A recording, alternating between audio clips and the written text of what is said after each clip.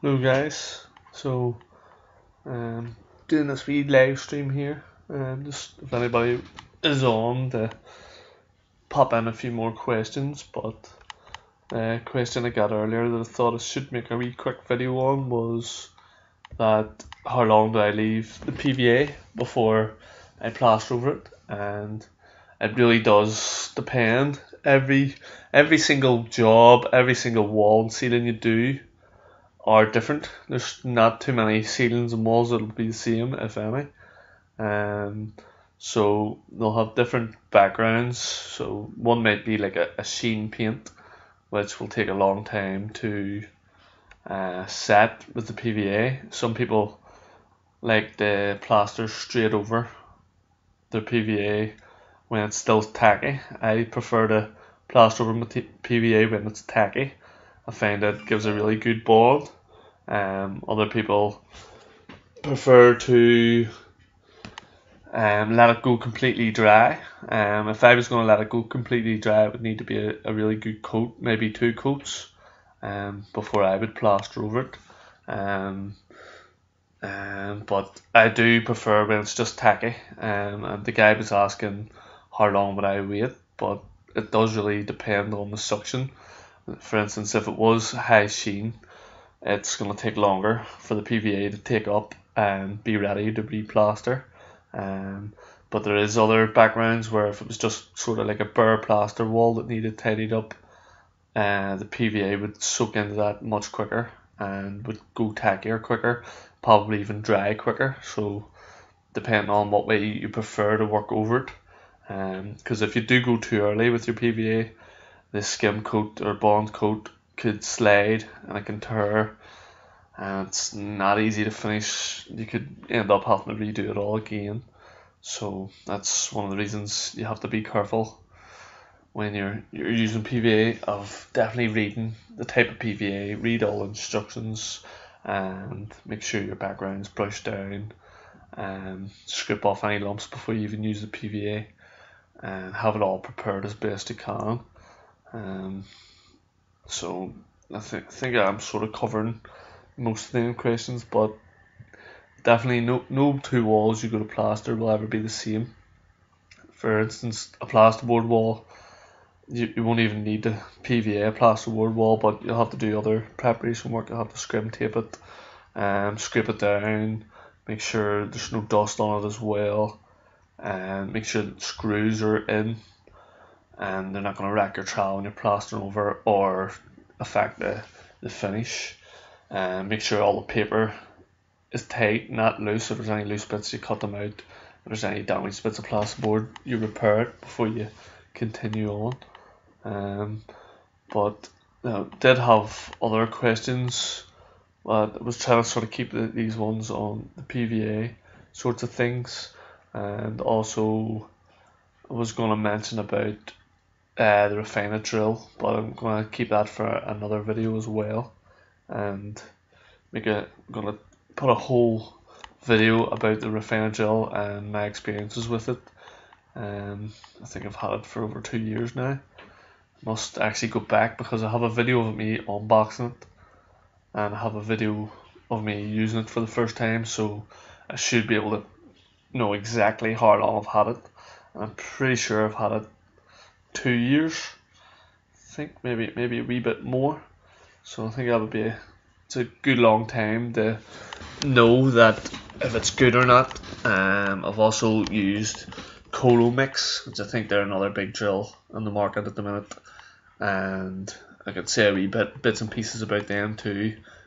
Both good drills, both top quality drills, but I know which one I would pick, so I'll leave that till another video. So I think that's almost wrapping this one up.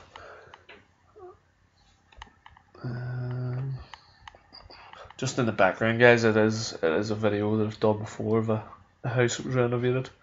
It's kind of my favourite part of the house there. Just a wee bit of joinery work done as well, just to hide pipes, hide the soil pipe, and wee bit of good use of space there for shelving, and a lot of bees used. quite futry, but came in well. Painted well too. I'm not sure if there's a picture of it painted or not. That's the back end of that wall.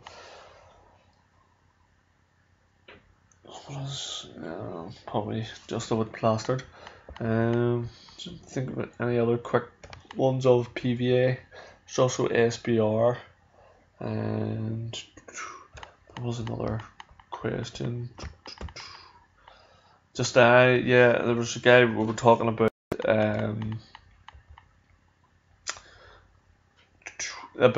how I set up the cement mixer on my own, and the guy was saying that he thinks all apprentices in their first 6 months should be shown how to do it, and I do 100% agree with him. He's also saying that the best way to do a job is the right way, and 100% agree with it. If you do everything by the book, and you can't really go wrong. No family. You can't go wrong if you stick by the book. And if you stick by the book and you go by all the rules, if something does go wrong, at least you know you've done everything right, and you can contact whatever material was failed on you, and let them know, and at least from you to the customer it won't be your fault. Knock it down, well. Yeah, start again. But oh yeah, there is actually one of it painted. Tiles as well. Did do the tiles myself on this video, as you can see. Just took my time with them. So I did. But more or less was taught by an uncle, and my father taught me how to tile. Obviously a lot of it does help if you're a plasterer, because the neater you can spread things, the easier it is to get your tiles on flat and level.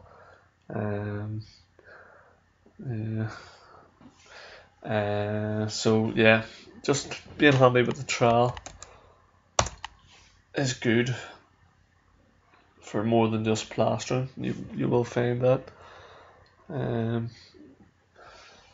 But yeah, the floor, them big tiles, they're big 600 by 600s again on this particular job, and they are backbreakers.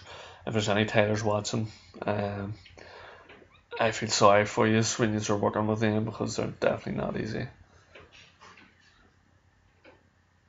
What were you trying to cut them with, Sandy?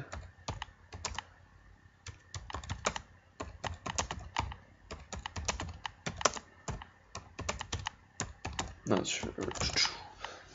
The cutters I use a diamond tip blade for the grinder, and that helps me get all my L-shaped cuts. But them porcelains are really hard to cut, so you'd really need a good blade, a good grinder blade. Electric tile cutter. I have a wee small bench tile cutter, and again it needs to be the proper blade for them types of tiles. There's some blades, they'll go through ceramic tiles like butter, but when you come up against like a natural stone, natural stone can be soft depending on what it is, or then porcelain, it fails. It almost, well, the blade I was using almost banged with the tile, and it was almost like tile on tile. They were just rubbing against each other. It wasn't, well, no good. Yeah, and then the other cutter I use if you're doing straight cuts, that MACSRCIBE cutter I have, it's also got a diamond tip on it, and it just slices right through, and then you snap them. I did a wee quick video on that there before, and it was easy, like the cut tiles. So it was, and you just snap them. So if you were measuring them, it was a 10-inch cut would be dead on. I found more when you were cutting them in half, it works even better. But when you're cutting smaller slices, it can tend to just snap off on you, and not give you a true cut all the way through.